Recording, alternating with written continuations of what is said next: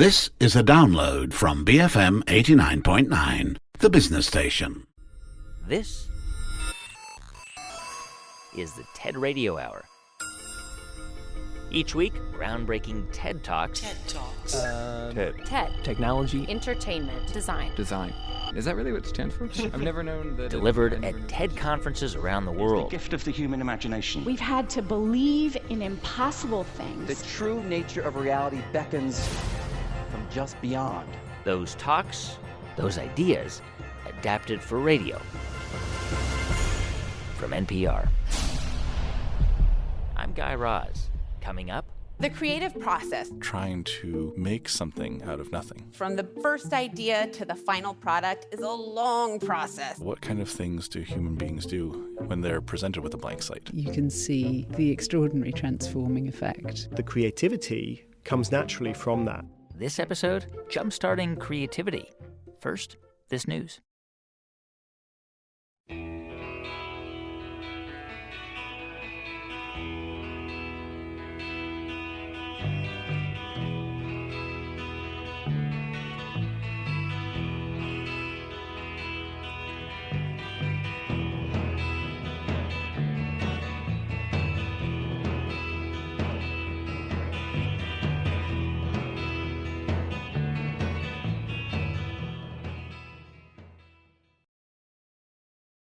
It's the TED Radio Hour from NPR.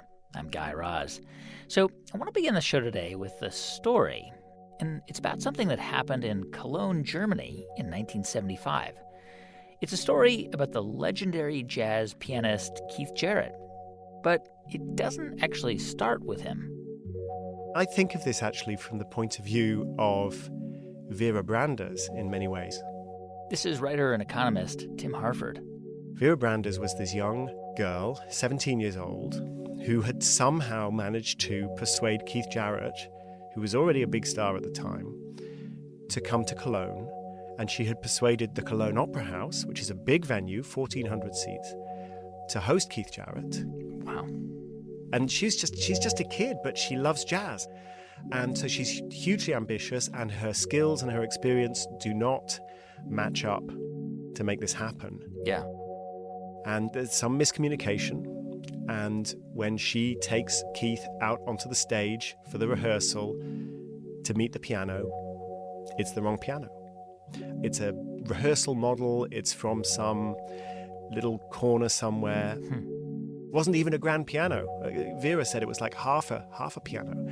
And the keys were sticking, the pedals didn't work, the felt was all worn away in the upper register, so the upper register sounded very harsh and tinny.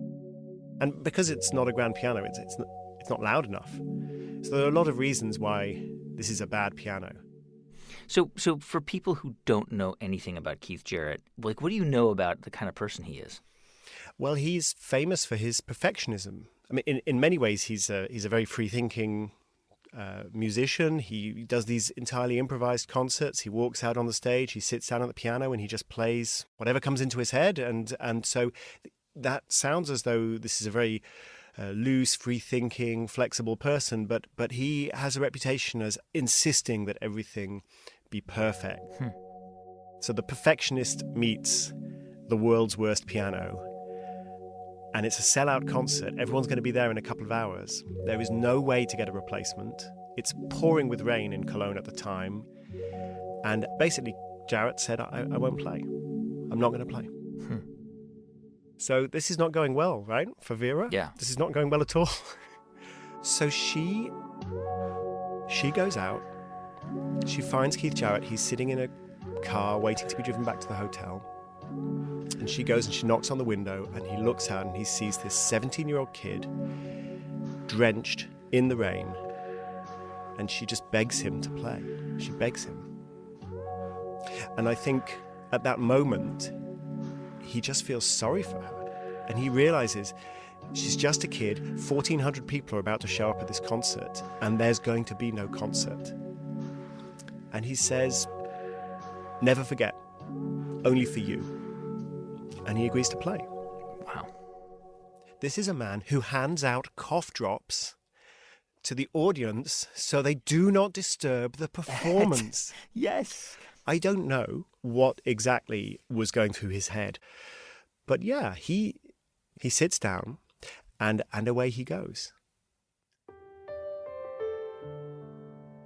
And it's magic.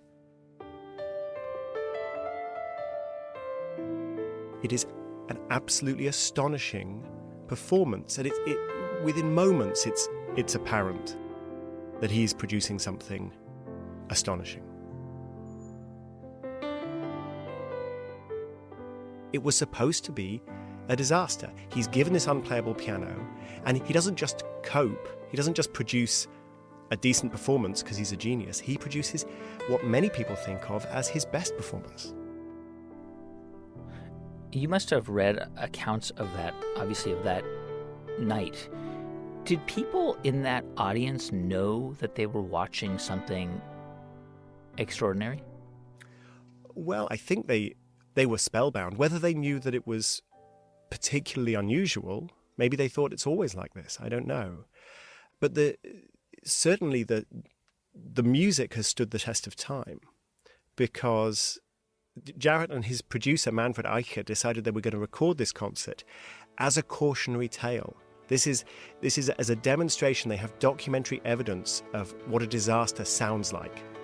If you don't give Keith the right piano, this is what you get. They never expected that the music would be releasable as an album, let alone the Cole Concert album, which is the best-selling jazz piano album of all time.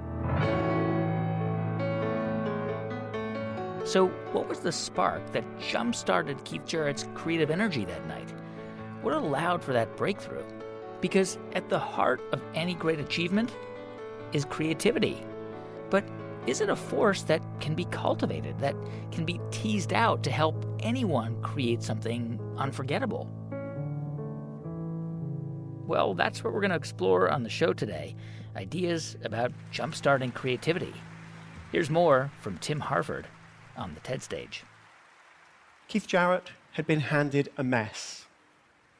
He'd embraced that mess, and it soared. But let's think for a moment about Jarrett's initial instinct.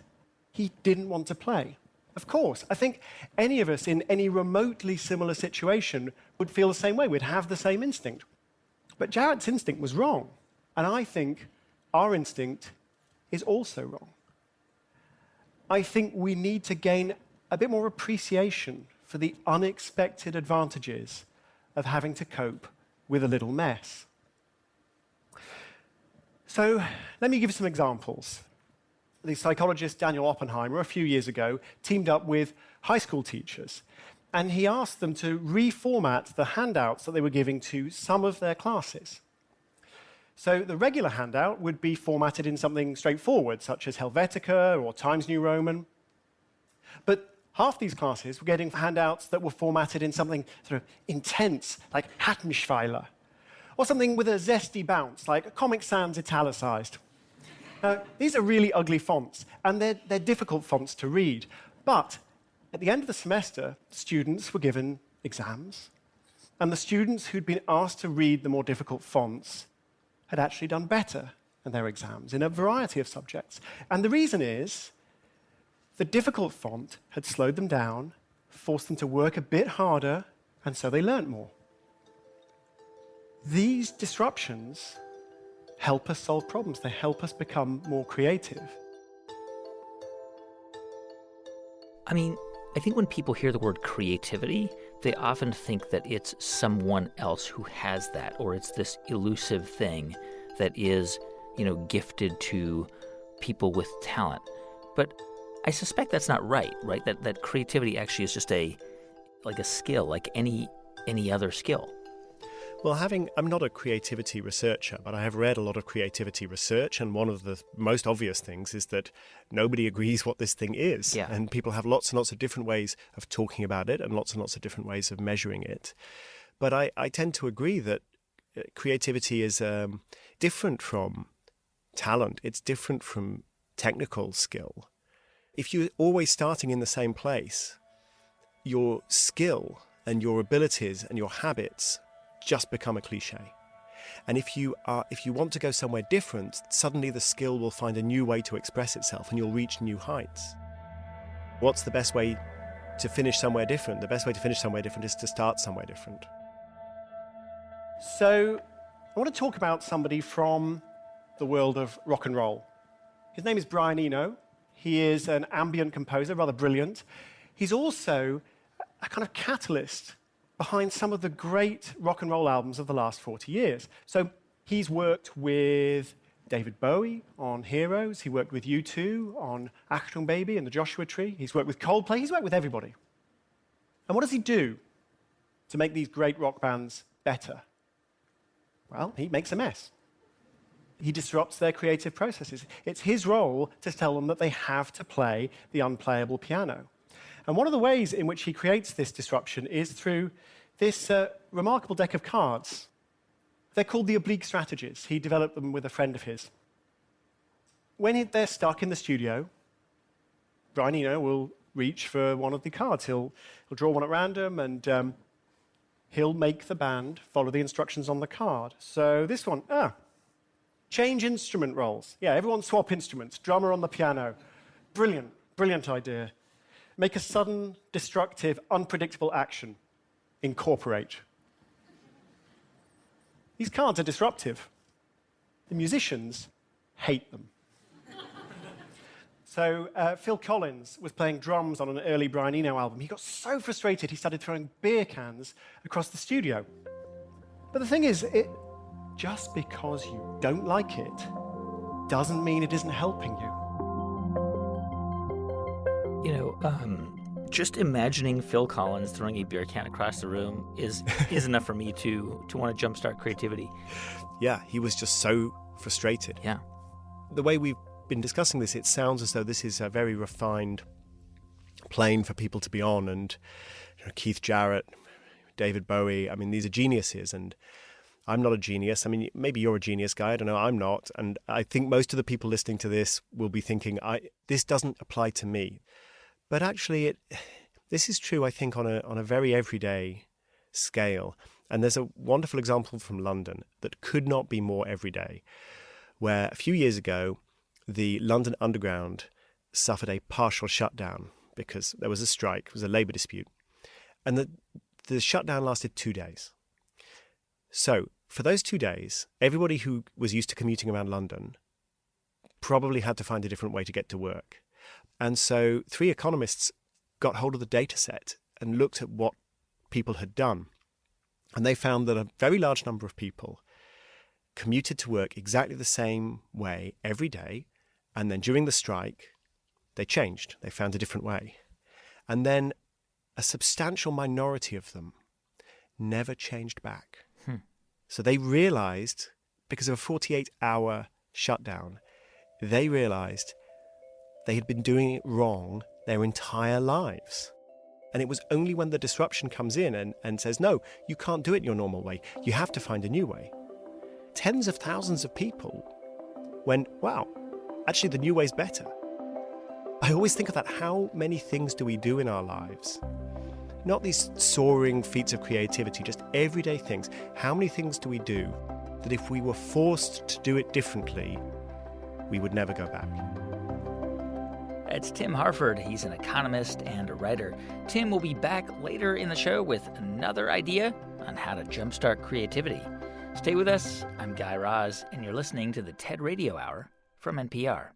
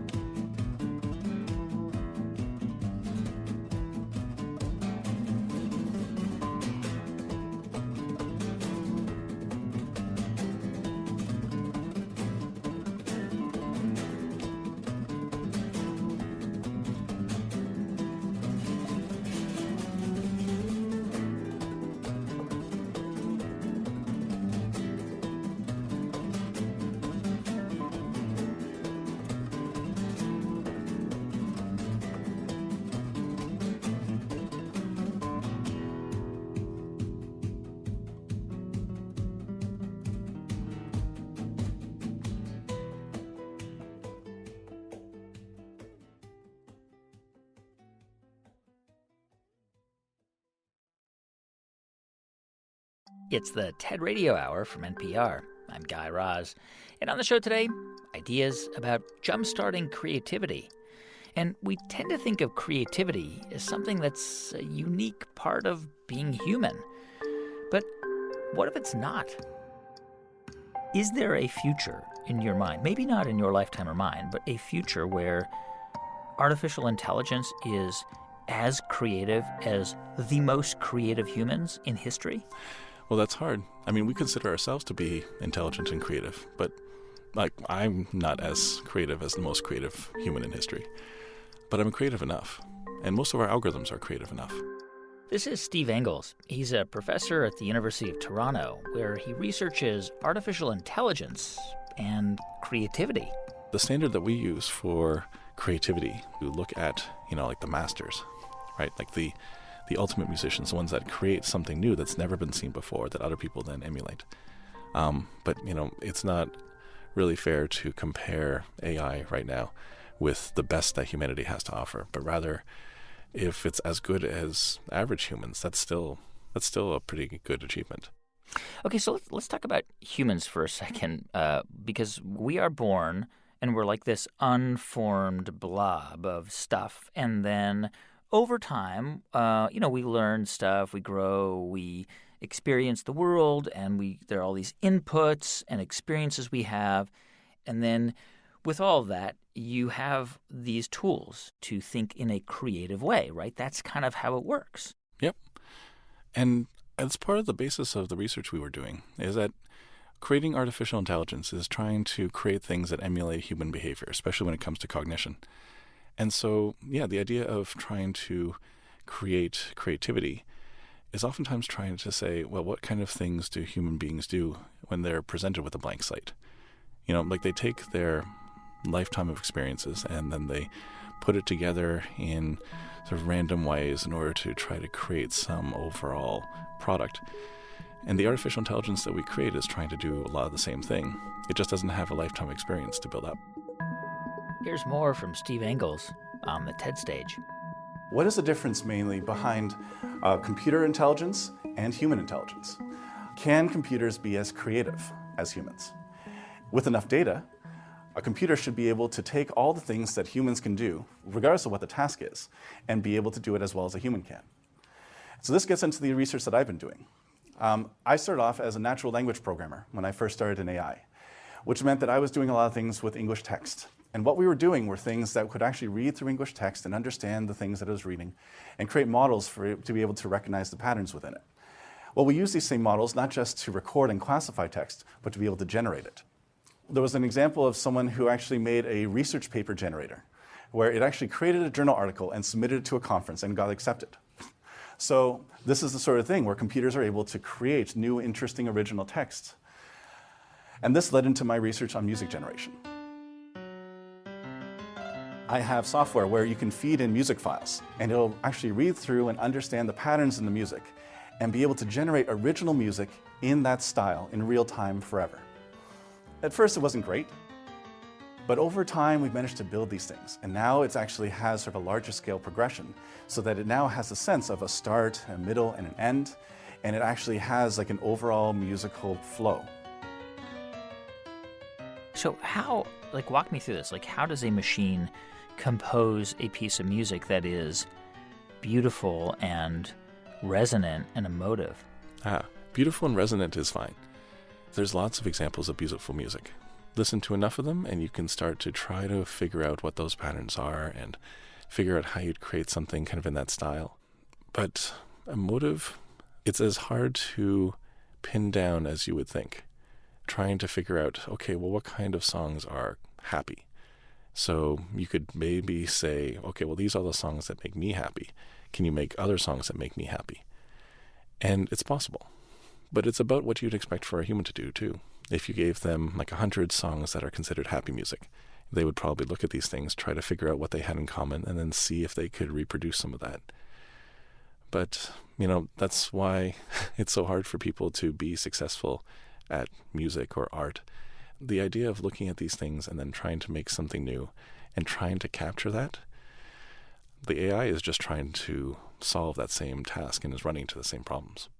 Do you imagine a future where the creativity produced by AI, by artificial intelligence, can actually jumpstart or supercharge human creativity?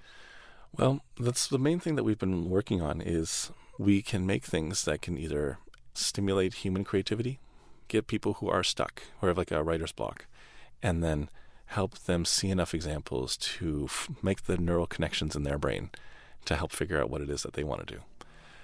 So artificial intelligence right now has the ability to help provide almost like an assistant for bigger, more creative tasks. Now, I've been working in artificial intelligence for a while, basically since the 90s. My whole thing is just to say, well, you know what? If AI has been making advances in all these different areas, one of the next ones that's going to be advancing into is creativity. Because really, when we talk about what creativity is, it's really just intelligence, having fun. Whether it's a human intelligence or an artificial intelligence, the same rules apply. If you let this thing train off of existing pieces and see where it can go, it can create all sorts of interesting things. Now I do work in video game design. People use the software in order to generate background music for a level, and then as you move from one section of a level to another, the music will change as it goes from one model to the next. Certain images have been done where neural networks will train off of existing images and create new original pieces of art, things that no one has ever seen before. And some of these neural networks, when you don't give it a specific task or a specific domain and you just let it roam free, create some things that we've never seen before. The AI equivalent of dreams. So I believe that our future is not just going to be limited by, what kind of things computers are able to make. We're actually going to be the ones who are teaching these new generations of computers how to do new things.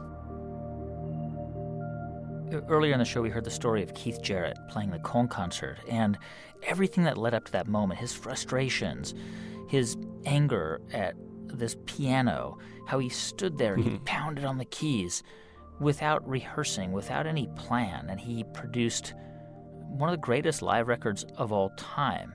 And I can't get my head around a non-human doing that or replicating that. It wouldn't be able to produce that moment. That's definitely true because, that's something that inspires you through a series of experiences that are unique to what a human can experience. But I think that for, again, the 95% of us and the creativity that we need in our lives, artificial intelligence is definitely a tool that has illustrated that we can actually create things based on just what we have seen before. The thing that we're always lacking, though, is that 5%. The 5% which we look to as what makes us distinctly human. Not the average composer or the average artist, but rather the masters.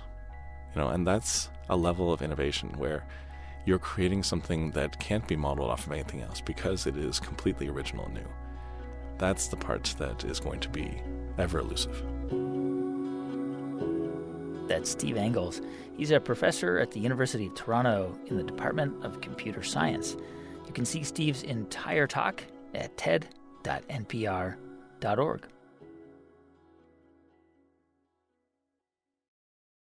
On the show today, ideas about jumpstarting creativity.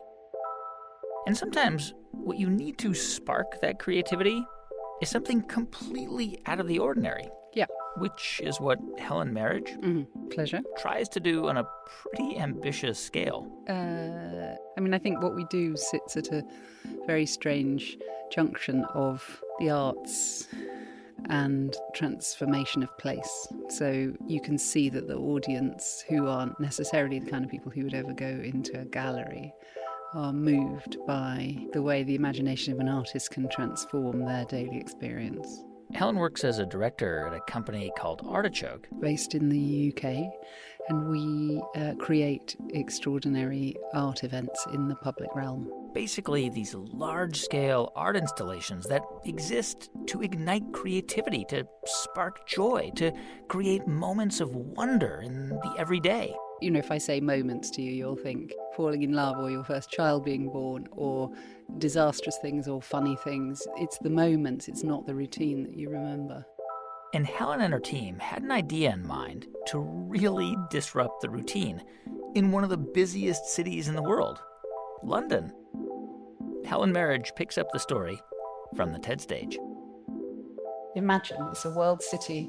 Like all our cities, it's dedicated to toil, trade, and traffic. It's a machine to get you to work on time and back. And we're all complicit in wanting the routines to be fixed and for everybody to be able to know what's going to happen next. And yet, what if this amazing city could be turned into a stage, a platform for something so unimaginable that would somehow transform people's lives? We do these things often in Britain. I'm sure you do them wherever you're from. Here's Horse Guards Parade, and here's something that we do often. It's always about winning things. It's about the marathon or winning a war or triumphant cricket team coming home. We close the streets, everybody claps. But for theatre, not possible. Except a story told by a French company, a saga about a little girl and a giant elephant that came to visit for 4 days, and all I had to do was persuade the public authorities that shutting the city for 4 days was something completely normal. So for people who don't know the story or even the huge sort of large-scale performance that you mounted, tell me, what is the story of the Sultan's elephant? So the Sultan's elephant is about a sultan aboard a time-travelling machine which comes in the form of a giant elephant. You have to stop me when it gets ridiculous. You have to imagine me trying to negotiate this with the 25 men in uniform who control London. So I'd say, well, it's a kind of fairy tale, and there's a little girl who arrives in her rocket because she's travelling through time and space, and a sultan has heard about her journey and he wants to meet her. So he commissions an elephant flying machine, and he arrives with his entourage. So you can imagine how well this was going down. His entourage of concubines and eunuchs, and he coincides with her just in London at this amazing moment. And they spend 4 days meeting each other, but more importantly, meeting the people of London, doing the things that any visitor to a city would do, travelling on a bus, going to a party, and then she decides to leave, her rocket is reassembled, the Sultan and his entourage mourn her departure, and she disappears in a puff of smoke. Simple. So that was a 2-minute version of a 7-year conversation. Maybe one thing we should say is about the scale. So when you say large elephant, people think of an elephant. But this totally articulate, moving in every direction elephant was the size of a 3-story building. It was, in feet, it was 40 feet high, and aboard it were 14 what called manipulateurs, puppeteers, who were moving the trunk and the eyes and the body and the legs and the tail. All of it moved. I mean, all anyone ever said is it looks so real, which it didn't. It was obviously made of, wood and steel and hydraulics. But it, like the best puppet shows you've ever seen, you stopped watching the mechanics and just saw this magnificent creature. And do you remember the date that you actually you were on the streets of London? What date? Yeah, it was May 2006. All right, May of 2006. And where in London was it? So we closed central London. So if any of your listeners have been to London, we closed the area from Trafalgar Square, Horse Guards Parade, the Mall, which leads down to Buckingham Palace, Marlborough Road, St James's, Piccadilly, in a mass Haymarket, all of that. So we closed the absolute centre. All right, May of 2006 comes. The streets are blocked. The centre of London is clear. Take me there. Like, you just gather at a certain place? You have to be with me the night before. So the night before, okay. Nikki and I, my partner, we stood in the Mall, and it was completely deserted. And I remember we both looked at each other and said, do you think anyone will come? Because the event is free to the public, you don't have any sense of an audience or who might come or anything. So the night before we were nervous. And then the show started with the little girl's rocket apparently crash-landed into a street outside the Athenaeum, which is one of the big clubs in central London. And if you went there at 6 o'clock in the morning, this enormous rocket, 30, 40 feet high, made of wooden frame, looking like something out of a Jules Verne novel, so it was all slightly set in that period, was embedded into the ground with smoke billowing out of the floor as if it had just crashed. And it did nothing for the day. For the Thursday of the performance, the rocket just sat there. Well, no sign of this infamous elephant yet, but what is a lot more exciting is what I'm looking at in front of me. It's an upturned rocket. Looks like it has planted itself from the sky, about 20 foot high, this rocket. So 10 a.m. the next day, the lid comes off the rocket and the little girl, 24 feet of a little girl with a beautiful flying helmet and her hair trapped underneath it, emerges from the top of the rocket. She's a giant puppet. She's a giant puppet. And she walks through Trafalgar Square into the Mall, which is the road that leads down to Buckingham Palace, and onto Horse Guards Parade, where, miraculously, a giant elephant has appeared overnight. And the Sultan, who's aboard the elephant, gets off the elephant to greet her, and then the show starts. And they, together and sometimes separately, just explore all of those areas of central London that we had negotiated was their sort of playground. And the first day, maybe 50,000 people came, which we thought was great. It was great. I mean, it was controllable. It was, amazing. But by the Sunday, we stopped counting, but the BBC said there were 1 million people on the streets. Wow. And if you look at the images, you can see that they were 1 million happy people. But we can smile, but we can believe in magic, but we can believe in wonder.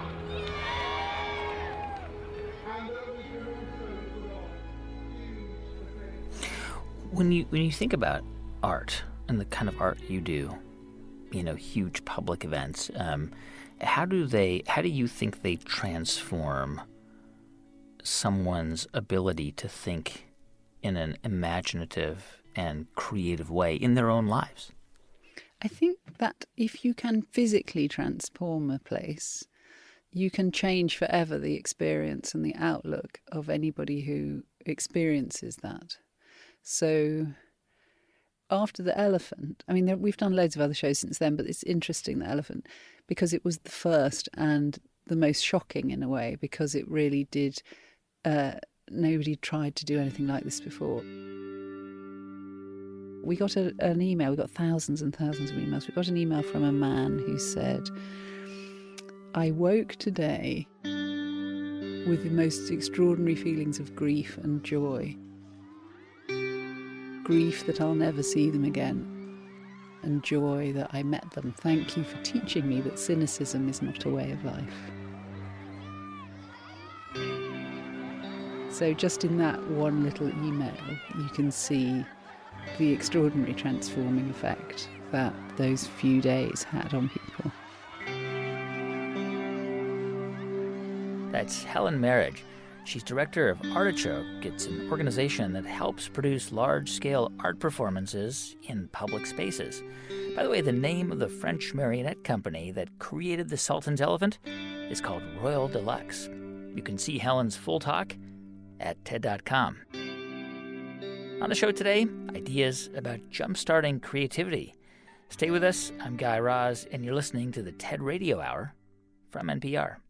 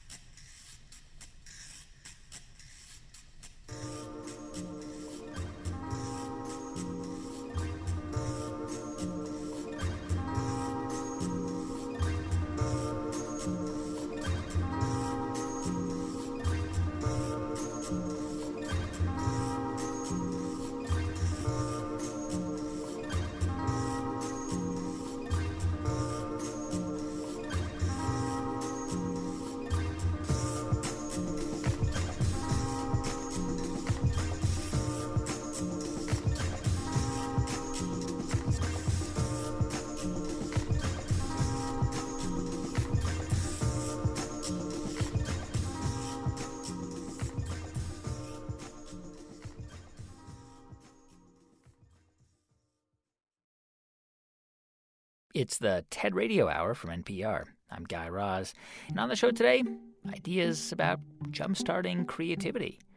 And whether you're creating a masterpiece or just brainstorming ideas for work, Marilee Apezzo says there's one practical way to inspire creative thinking. Take a walk. Marilee's a behavioral and learning scientist at Stanford, and she spoke about her idea from the TED stage. So the creative process, you know this, from the first idea to the final product is a long process. It's super iterative, lots of refinement, blood, sweat, tears, and years. And we're not saying you're going to go out for a walk and come back with the Sistine Chapel in your left hand, right? So what frame of the creative process did we focus on? Just this first part, just brainstorming, coming up with a new idea. So we actually ran 4 studies with a variety of people. You were either walking indoors or outdoors. All of these studies found the same conclusion. I'm only going to tell you about one of them today.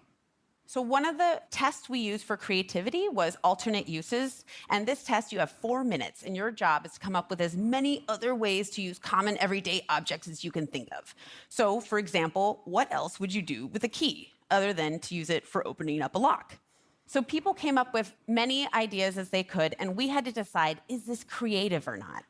So the definition of creativity that a lot of people go with is appropriate novelty. So for something to be appropriate, it has to be realistic. So unfortunately, you can't use a key as an eyeball. Boo. But novel is the second thing, is that nobody had to have said it. So for us, it had to be appropriate first, and then for novelty, nobody else in the entire population that we surveyed could have said it. So you might think you could use a key to scratch somebody's car, but if somebody else said that, you didn't get credit for it. Neither of you did. However, only one person said this.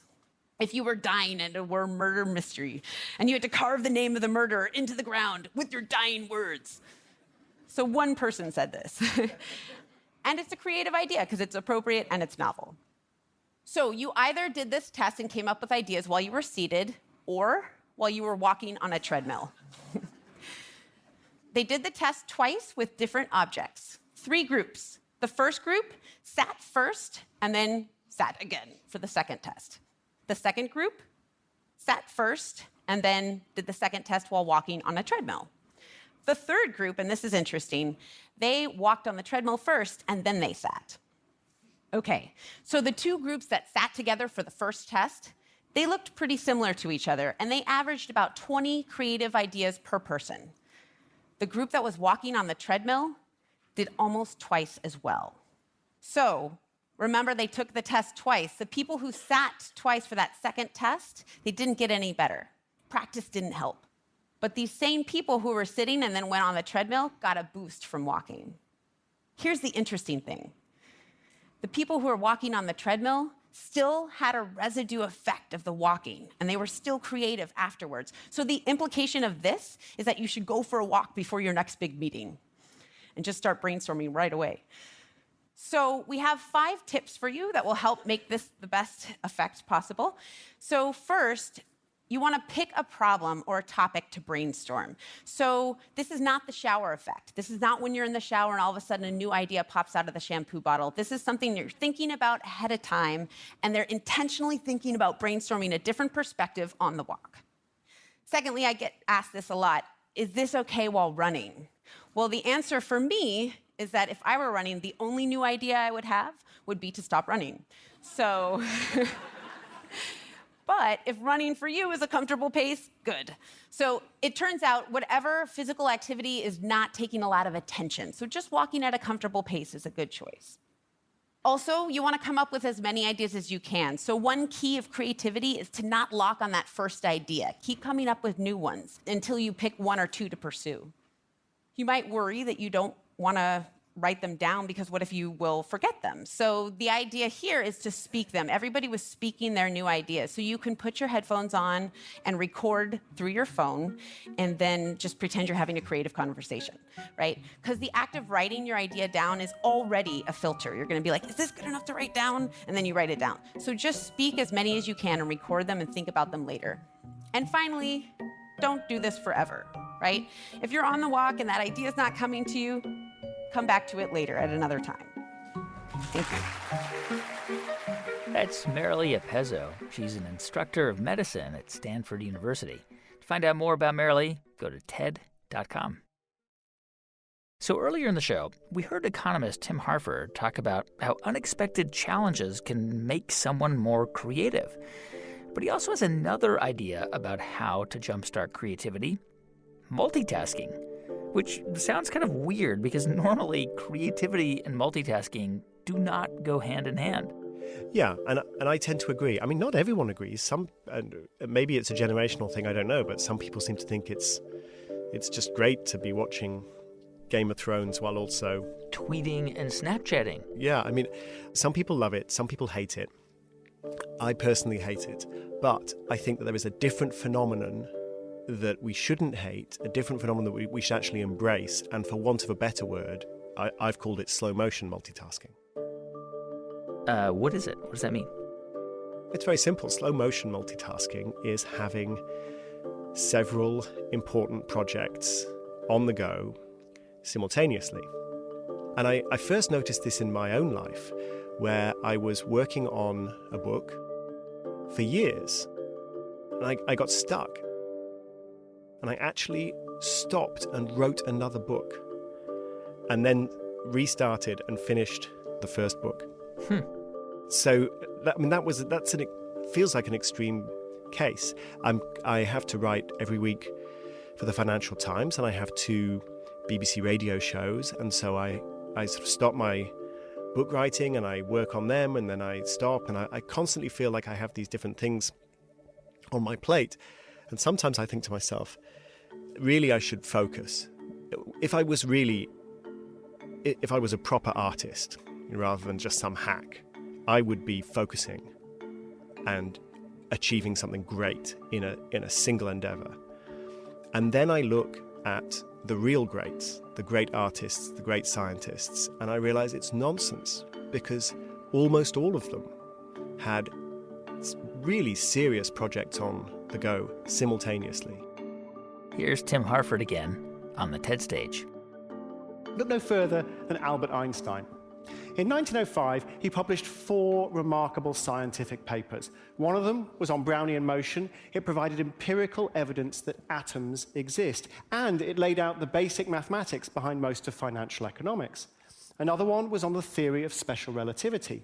Another one was on the photoelectric effect. That's why solar panels work. It's a nice one. And the fourth introduced an equation you might have heard of, E equals mc squared. So tell me again how you shouldn't do several things at once. Slow motion multitasking feels like a counterintuitive idea. But the reason it seems counterintuitive is because we're used to lapsing into multitasking out of desperation. We're in a hurry. We want to do everything at once. If we were willing to slow multitasking down, we might find that it works quite brilliantly. 60 years ago, a young psychologist by the name of Bernice Aitchison began a long research project into the personalities and the working habits of 40 leading scientists. The research went on for decades. In fact, it continued even after Professor Aitchison herself had died. And one of the questions that it answered was, how is it that some scientists are able to go on producing important work right through their lives? What is it about these people? Well, a pattern that emerged was clear and I think to some people surprising. The top scientists kept changing the subject. They would shift topics during their first 100 published research papers. Do you want to guess how often? 3 times? 5 times? No. On average, the most enduringly creative scientists switched topics 43 times in their first 100 research papers. Wow. I mean, it's almost unbelievable how they were working on all these different things at once.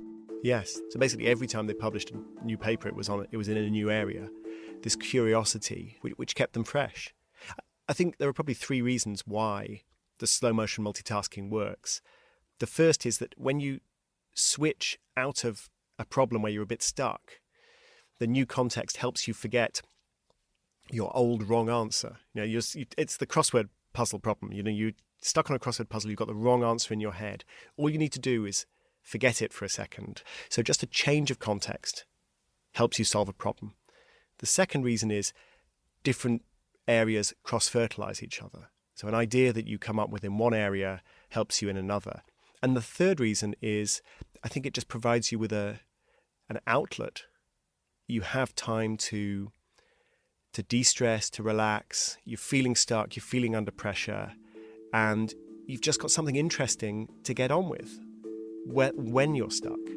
Something productive, and with my own experience of literally stopping writing a book and writing another book. We can all get stuck sometimes, even Albert Einstein. 10 years after the original miraculous year that I described, Einstein was putting together the pieces of his theory of general relativity, his greatest achievement. And he was exhausted. And so he turned to an easier problem. He proposed the stimulated emission of radiation, which, as you may know, is the Z in laser. So he's laying down the theoretical foundation for the laser beam. And then, while he's doing that, he moves back to general relativity, and he's refreshed.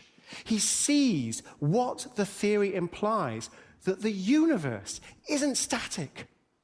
It's expanding. It's an idea so staggering, Einstein can't bring himself to believe it for years. So that's the case for slow motion multitasking. And I'm not promising that it's going to turn you into Einstein, but it is a powerful way to organize our creative lives. And I want to give you one final example, my favorite example, Charles Darwin. When he left school, age of 18, he was initially interested in two fields, so zoology and geology. Pretty soon, he signed up to be the onboard naturalist on the Beagle. While he was on the Beagle, he began researching coral reefs. This is a great synergy between his two interests in zoology and geology, and it starts to get him thinking about slow processes. But when he gets back from the voyage, his interests start to expand even further. Psychology, botany, for the rest of his life, he's moving backwards and forwards between these different fields. He never quite abandons any of them. Then, he has his eureka moment. In a flash, he realizes how species could emerge and evolve slowly through this process of the survival of the fittest. It all comes to him. He writes it all down. Every single important element of the theory of evolution. But then, his son William's born. Well, there's a natural experiment right there. You get to observe the development of a human infant. So immediately, Darwin starts making notes. Now, of course, he's still working on the theory of evolution and the development of the human infant. But during all of this, he realizes he doesn't really know enough about taxonomy. So he starts studying that. And in the end, Origin of Species is finally published 20 years after Darwin set out all the basic elements. Then, The Descent of Man, controversial book. And then, the book about the development of the human infant, the one that was inspired when he could see his son, William, crawling on the sitting room floor in front of him. When the book was published, William was 37 years old. Yeah, I mean, it seems almost intuitive that we would draw on our personal experiences to generate new ideas, as you pointed out. I mean, even Darwin did that. So it makes sense that our brains would dart in all these different directions at the same time. Yeah, but that can be incredibly stressful. So I think the creativity comes naturally from that, from having these different projects. They cross-fertilize each other. They provide a richer pattern of references that you can use. They unstick you when you're stuck. I mean, that's all great. But I think we have to recognize that having 6 projects on your plate, in your inbox, on your desk, it can be incredibly stressful and anxiety-producing. I mean, that's one of the modern productivity challenges, I think. How do you handle multiple projects without just constantly flitting from one to another in this state of heightened anxiety? How do you make it a productive experience and a relaxing experience? In 1837, Darwin starts studying earthworms. He fills his billiard room with earthworms in pots with glass covers. He shines lights on them to see if they'll respond. He holds a hot poker next to them to see if they move away. He chews tobacco and he blows on the earthworms to see if they have a sense of smell. He even plays the bassoon at the earthworms. I like to think of this great man when he's tired, he's stressed, he's anxious about the reception of his book, The Descent of Man. Darwin would go into the billiard room to relax by studying the earthworms intensely. And that's why it's appropriate that one of his last great works is the formation of vegetable mold through the action of worms. He worked upon that book for 44 years. We don't live in the 19th century anymore. I don't think any of us could sit on our creative or scientific projects for 44 years. But we do have something to learn from the great slow-motion multitaskers. The modern world seems to present us with a choice. If we're not going to fast twitch from browser window to browser window, we have to live like a hermit, focus on one thing to the exclusion of everything else. I think that's a false dilemma. We can make multitasking work for us, unleashing our natural creativity. We just need to slow it down. Thank you very much. That's economist Tim Harford. By the way, Tim has a new season of his podcast out. It's called 50 Things That Made the Modern Economy. You can find all of Tim's talks at TED.com. I let my mind wander, and what did it do? It just kept right on going